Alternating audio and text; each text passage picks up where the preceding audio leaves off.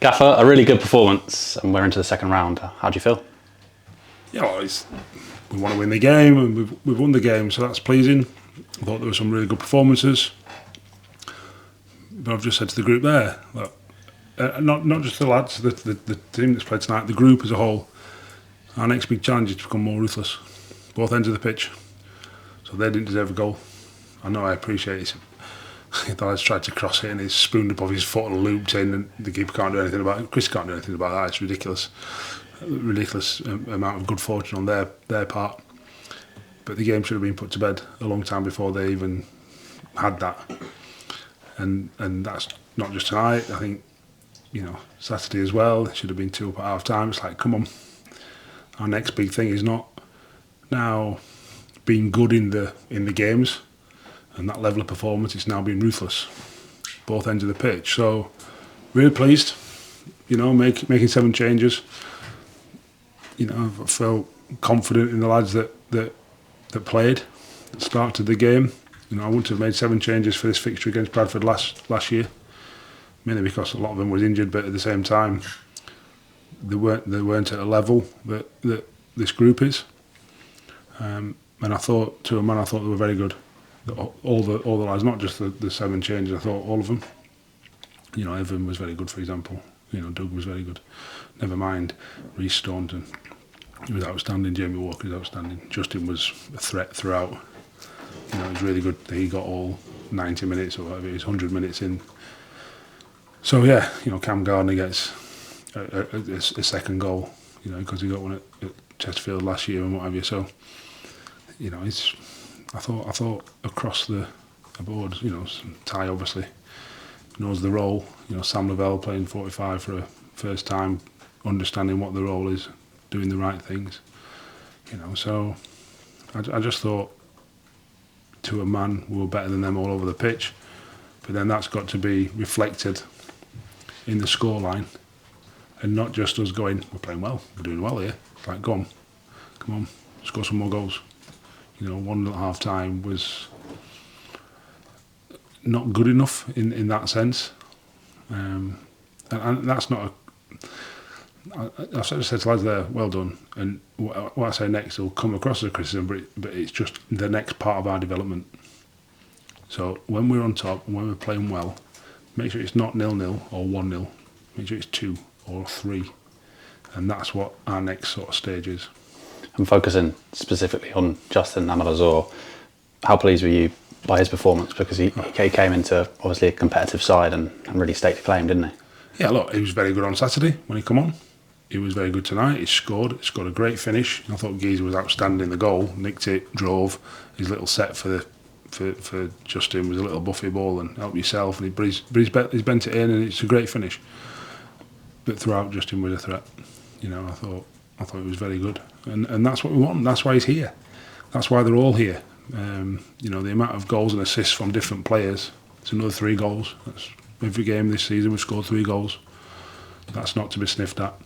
But we can be even more ruthless, and that's what we're demanding from them. And they know that. They're all nodding their head when I'm saying them things in the dressing room at the end there. They're all going, yeah, he's right. Yeah, or they're playing lip service to me, but we'll find out. But that's the next stage. That's the next stage of our development, to become really ruthless.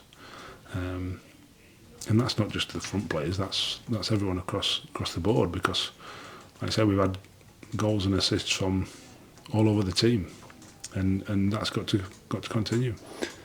And the excitement now is we get to look at an exciting draw tomorrow and see who we get. Will you be tuning in tomorrow evening? I've no idea what time it is, so I'll probably just get a message from someone who'll tell me what it is. I've no idea what the plan is tomorrow. I'll obviously watch the game back in the morning. The window's still open, so I'll be busy. And if I manage to get to, I presume there's a game on. I haven't even looked. Yeah. Obviously, I'll watch it if it's a team in our league. If the draw's before and we draw one of them teams, I'll watch it. If not, I don't know. I probably will watch it because I just love football, but we'll see. And the crowd in particular, when we conceded, well, really helped us push on, didn't they? Yeah, they started singing. Fantastic.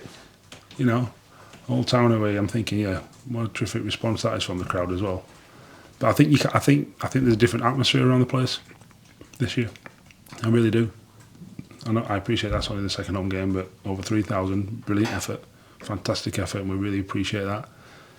Got right behind us, and I think everyone that I've spoke to, you know, when I nip into Tesco and people stop me, it's like, yeah, and they're all saying positive things, and that's really nice to hear, and you can feel that when you come in the ground, and that's a good place to be as a football club, as a head coach, as a player, to know that the crowd, whatever, are going to get right behind you, and that's hopefully that'll continue for the next, 25 home games or however many we have at home.